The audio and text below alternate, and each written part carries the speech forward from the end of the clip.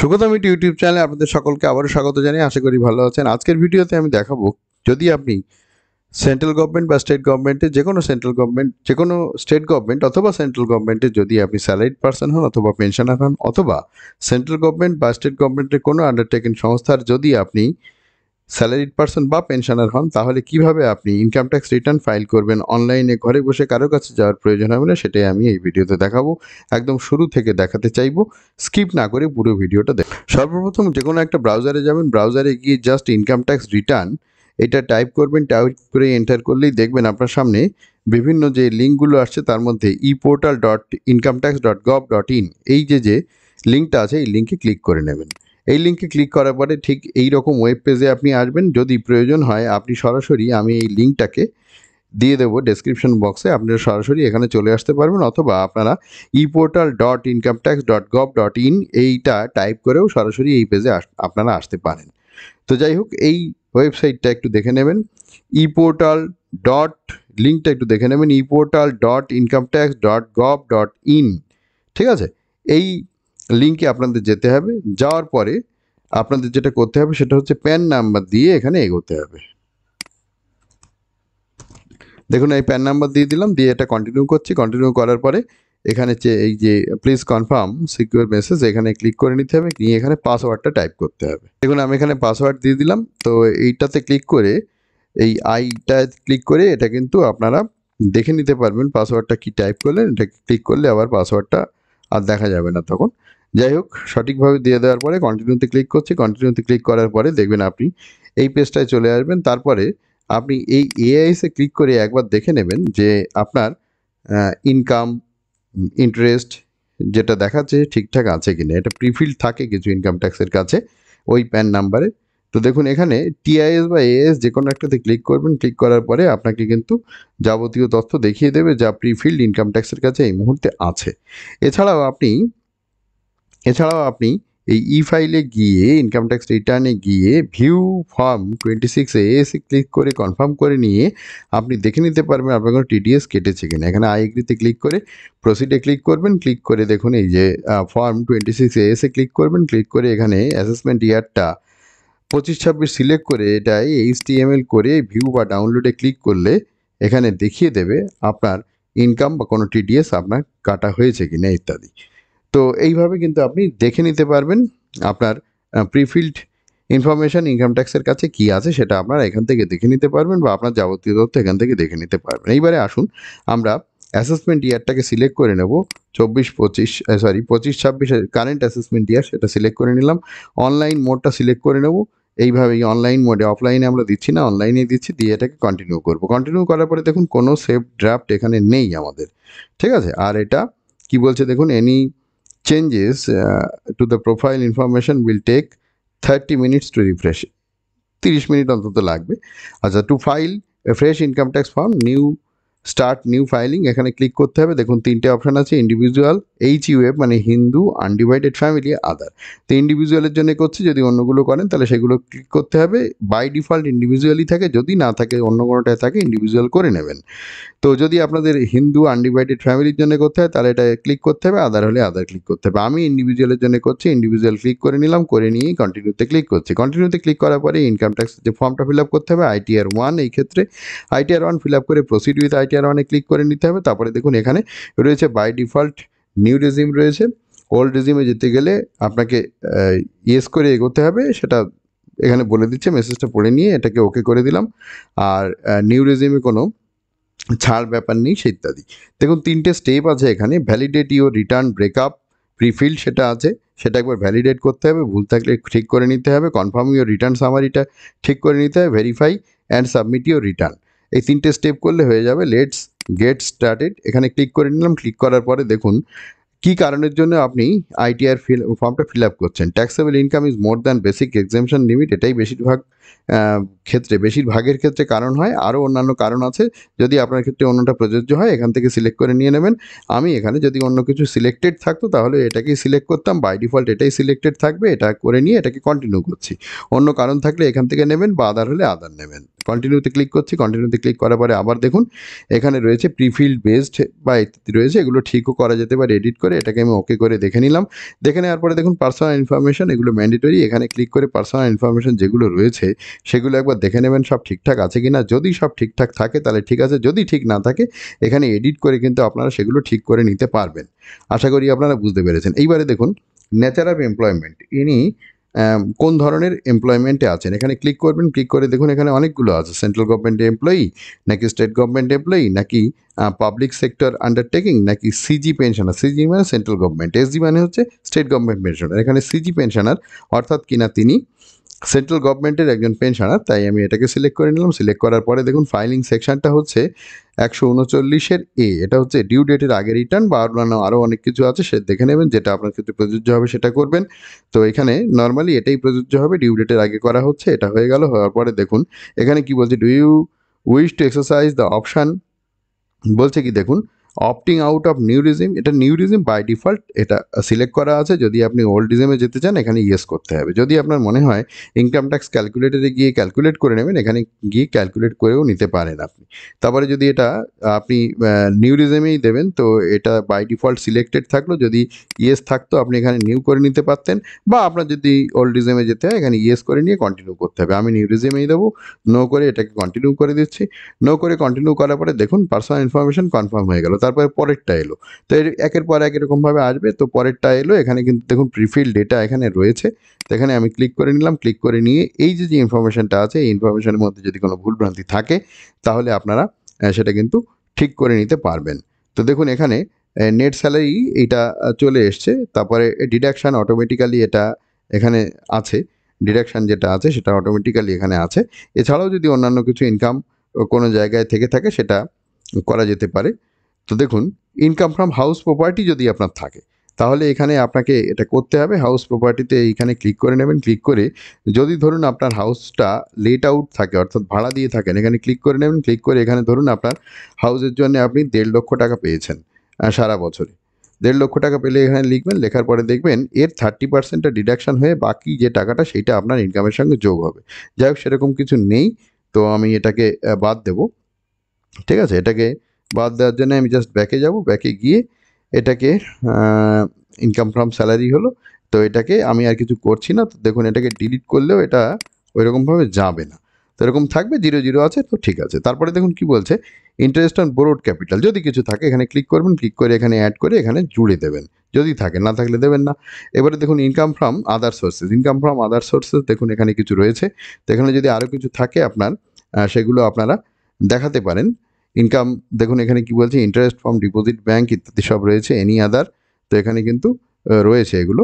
তো যদি আরও কিছু থেকে থাকে আপনার কোন সোর্স থেকে ইনকাম আপনার হয়েছে, তো সেটা যদি আরও কিছু থেকে থাকে তাহলে এখানে আপনারা কিন্তু করতে পারবেন।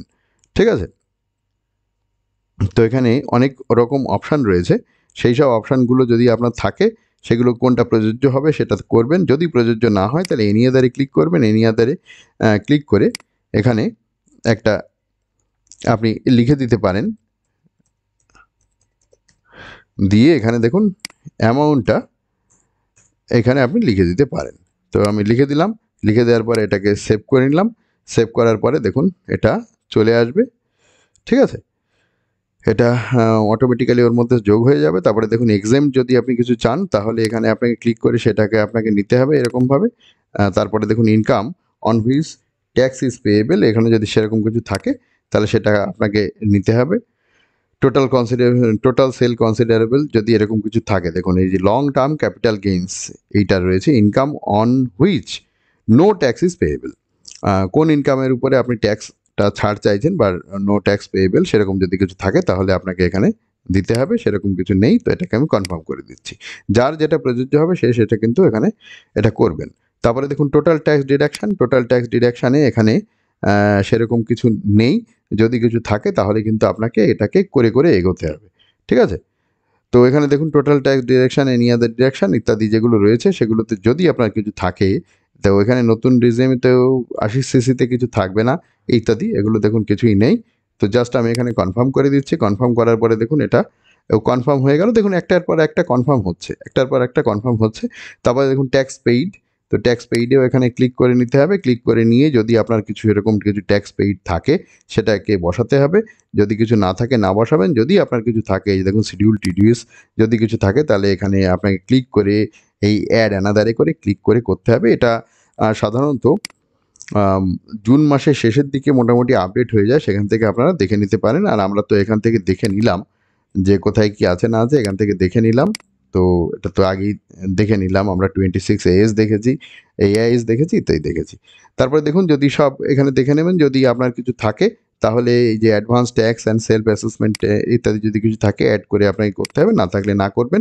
এটাকে জাস্ট কনফার্ম করে দিলাম।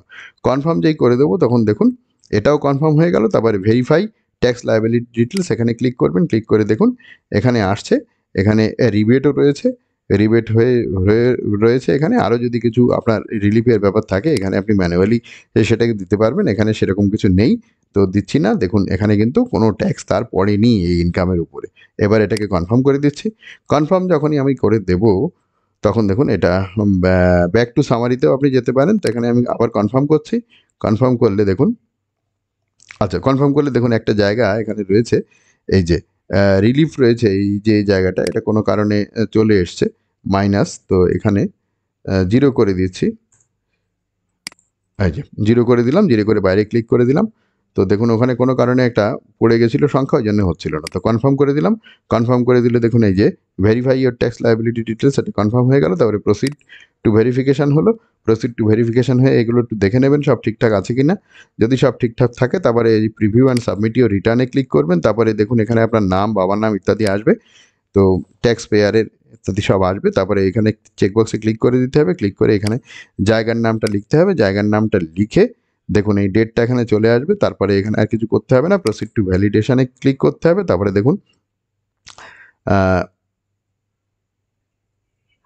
দেখুন এরর ফাউন্ড দেখাচ্ছে এখানে একটা, দেখুন এখানে ক্লিক করে দিলাম। দিয়ে দেখুন এই জায়গাটায় কখনো কখনো যখন এরর দেখাবে তখন একটু দেখে নিতে হবে কি দেখাচ্ছে। দেখুন কি বলছে, description minimum 1 character, error description minimum 1 character আর রিকোয়ার্ড। তো এখানে আমরা ব্যাকে যাই, ব্যাকে গিয়ে একটু দেখে নেব। এবার দেখুন কোনো একটা জায়গায় হয়তো কোনো একটা ক্যারেক্টার বাদ গেছে, সেটা একটু খুঁজতে হবে, ব্যাকে যেতে হবে। ব্যাকে গিয়ে এটাকে আমরা খুঁজে বের করে ওটাকে করে দেবো।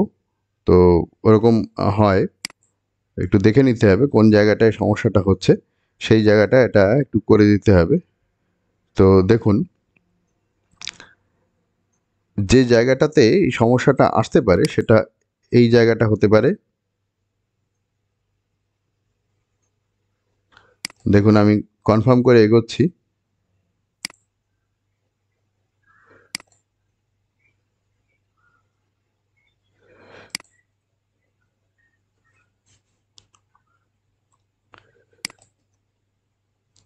দেখুন কনফার্ম করে এগোচ্ছি।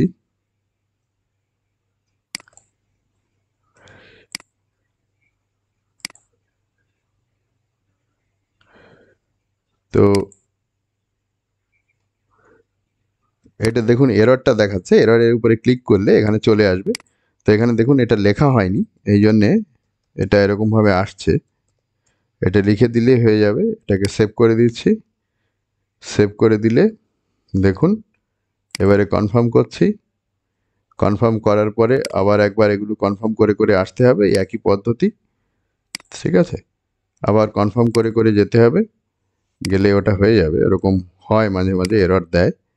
তো এবারে দেখুন করে দিলাম। করার পরে এবারে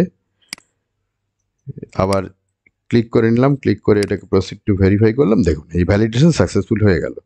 তো এরর একটা ছিল, আমরা লিখেছিলাম ডেসক্রিপশানে, নেয়নি। তো এটা জাস্ট এর উপরে ক্লিক করলে ওটা চলে আসবে। তারপরে দেখুন প্রিভিউতে ক্লিক করছি। প্রিভিউতে ক্লিক করে এটাকে ডাউনলোড প্রিভিউ করতে পারেন, বা এই তথ্যগুলো আপনারা এখান থেকে দেখে নিতে পারেন সব ঠিকঠাক আছে কি না।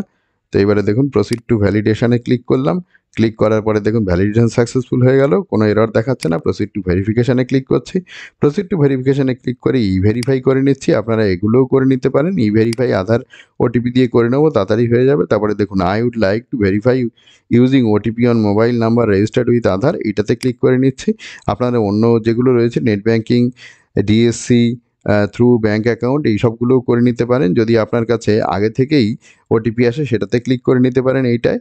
আর যদি ইলেকট্রনিক ভেরিফিকেশান কোড বা ইভিসি থাকে সেটাও করতে পারেন। আমি এটা আধার ওটিপি দিয়ে করব, এটা কন্টিনিউ করে নিলাম। কন্টিনিউ করে আই এগ্রিতে ক্লিক করছি। এবারে জেনারেট আধার ওটিপিতে আমি ক্লিক করে নিলাম। জেনারেট আধার ওটিপিতে ক্লিক করার পরে একটা ওটিপি যাবে, দেখুন এই ওটিপিটা এখানে বসিয়ে দিলে কিন্তু হয়ে যাবে। হ্যাঁ, তো দেখুন ওটিপিটা এখানে দিয়ে দিলাম। ওটিপিটা দিয়ে এখানে জাস্ট ভ্যালিডেট করতে হবে।